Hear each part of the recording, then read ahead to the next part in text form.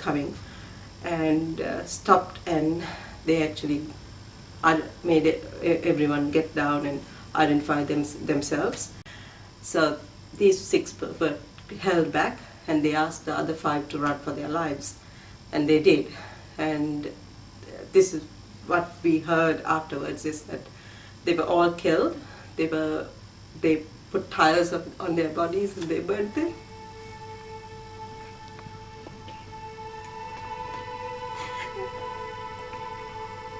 Take your time.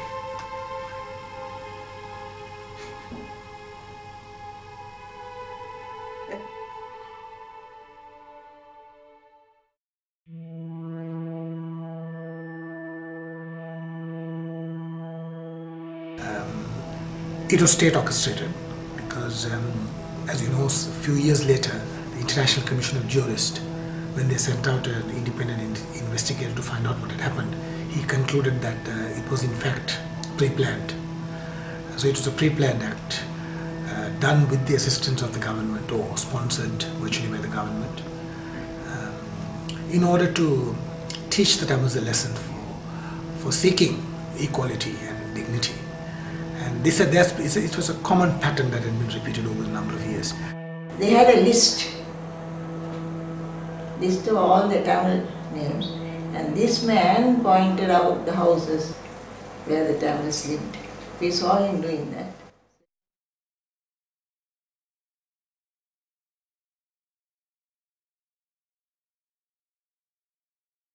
It all started from the army raping some girls. I knew there was a rape. I'm not quite sure how many girls, but they got raped in Jaffna. We were at tuition that day, so we came back and we heard that. We didn't think too much about it. We were just hating the fact that some girls got raped. I don't know who, probably the Tigers, don't know, but they put a landmine so that when the army comes out, the particular army from the same unit comes out, the truck blew up and 13 soldiers died.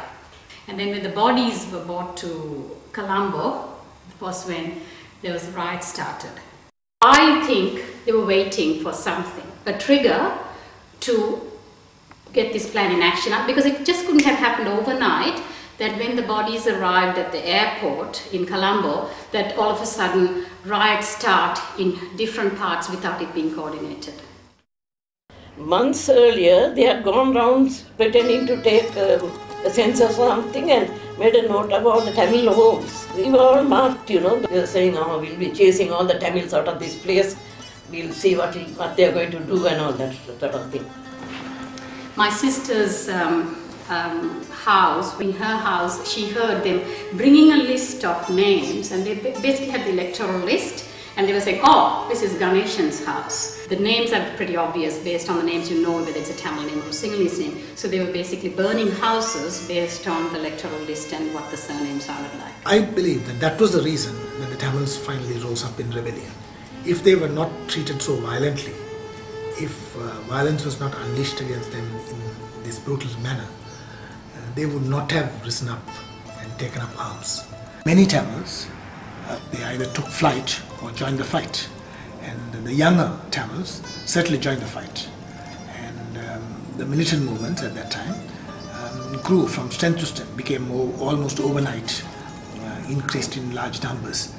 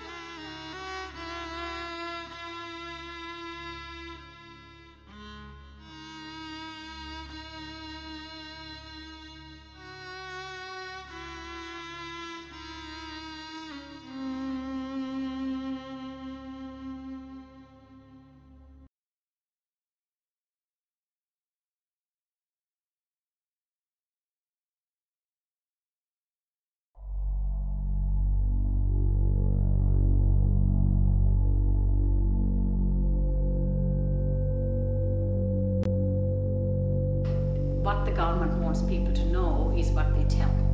Tamils are all terrorists and Tamils are being unfair. You can't blame the public because they just believe what the media says, and the only story they get through the censored media is what the government wants them to hear.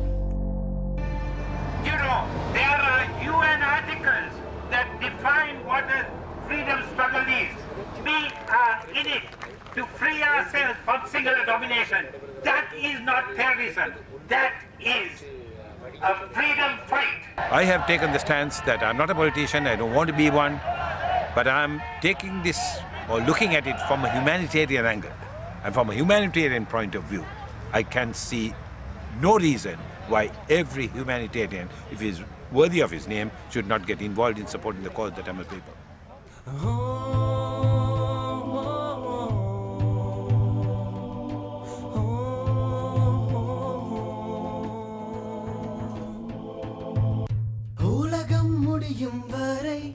உயிர்கள் அழியும் வரை உச்சரிப்பேன் தாய் மண்ணே உன் பேரை. நாம் பட்ட கஷ்டம் கொஞ்சம் அல்ல, வீடு வாசல் மிச்சம் இல்ல, வலிய விட வேறு சொத்தொன்றும் இங்கில்லை. அகதிகளாய் அலைந்தோம், உறவினரை இழந்தோம், விடிவு காலம் எப்போ சொல்லும் இறைவா. ஈழத்து தமிழர் கண்ணீரின் கதையும் சோகத்தில் முடிவதுதான் விதியா. இறைவா, உலகம் முடியும் வரை உயிர்கள் அழியும் வரை உச்சரிப்பேன் தாய் மண்ணே உன் பேரை. நாம் பட்ட கஷ்டம் கொஞ்சம் அல்ல, வீடு வாசல் மிச்சம் இல்ல, வலிய விட வேறு சொத்தொன்றும் இங்கில்லை. Born in a land full of opportunity, lived in peace in village called Urani.